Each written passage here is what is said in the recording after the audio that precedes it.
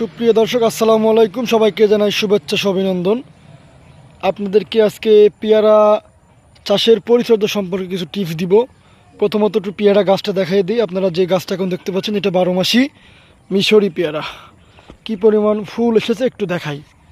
প্রচুর পরিমাণে ফুল এসেছে। সামনে শীতের সিজনে এরকম ফুল থাকা মানে আসলে ভালো কিছু আসলে বোঝা যাচ্ছে, কারণ শীতের সময় পেয়ারার দাম থাকে বেশি। দেখেন প্রত্যেকটা ডগায় ডগায় কিন্তু ফুল।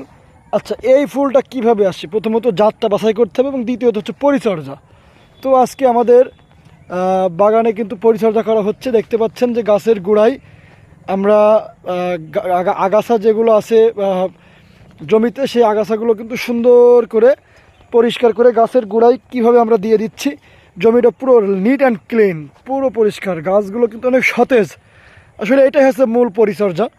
আপনারা অনেকেই এই নতুন গাছে ঘাস পোড়া ওষুধ ব্যবহার করেন, সেক্ষেত্রে গাছের গ্রোথটা নষ্ট হয়ে যায়, গাছটা এইভাবে বাড়তে পারে না। কিন্তু আমরা কিন্তু সেটার পরিবর্তে দেখেন এখানে এই কত সুন্দর করে জমিটা সুন্দর করে পরিষ্কার করে গাছের গোড়ায় কীভাবে বেঁধে দেওয়া হচ্ছে। দেখেন আপনারা সেম কায়দা যদি করতে পারেন তাহলে খুব ভালো একটা ফলাফল পাবেন। দেখেন কিভাবে, দেখেন এই যে কত সুন্দর করে, দেখেন এই যে একটা ঘাসের কণিকাও কিন্তু এড়াইয়ে থাকবে না।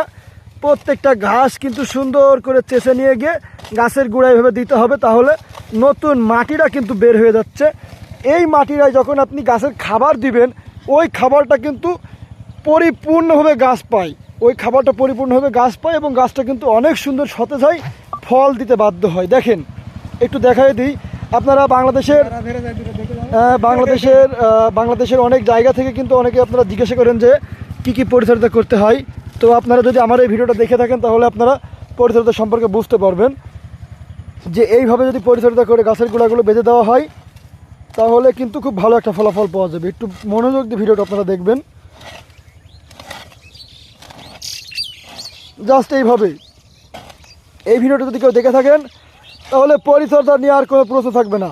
দর্শক, এইভাবে যদি গাছের গোড়াগুলো সুন্দর করে আপনারা আগাছাগুলো চেষে যদি বেঁধে দিতে পারেন, এইভাবে দেখেন কত সুন্দর লাগতেছে। দেখেন বেডগুলো কত সুন্দর লাগতেছে, দেখেন নিট অ্যান্ড ক্লিন, এবং বাগানটা কত সুন্দর পরিষ্কার লাগতেছে।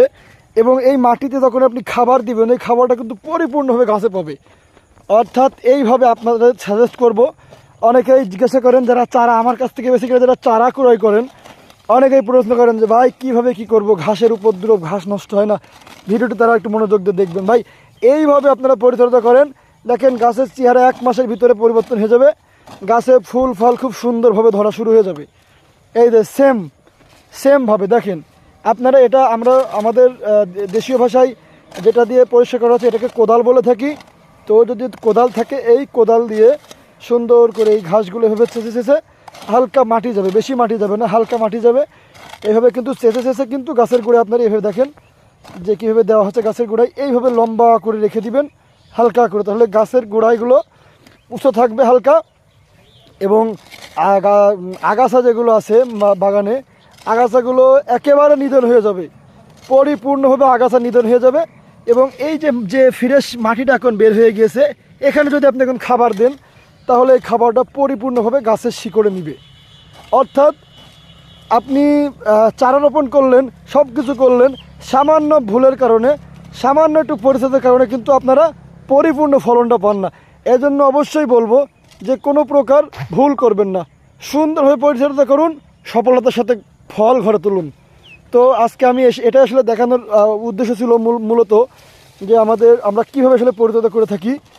তো আপনারা এটা দেখে থাকলে অবশ্যই আপনাদের জমিতে হয়ে পরিচর্যা করতে পারবেন ইনশাআল্লাহ। এবং যদি যে কোনো তথ্য জানার থাকে অবশ্যই আমাদের কাছে ফোন দিবেন, কমেন্ট করে জানাতে পারেন। নেক্সট ভিডিও দেওয়ার চেষ্টা করব। এবং সাকিব কৃষি টিভি কৃষিভিত্তিক ইউটিউব চ্যানেল, যে কোনো ধরনের কৃষি ভিডিও এবং আপডেট পেতে অবশ্যই আমাদের চ্যানেলটি সাবস্ক্রাইব করে আমাদের সঙ্গে থাকবেন। দেখা হবে পরবর্তী ভিডিওতে। সবাই ভালো থাকবেন। টাটা, বাই বাই, আসসালামু আলাইকুম।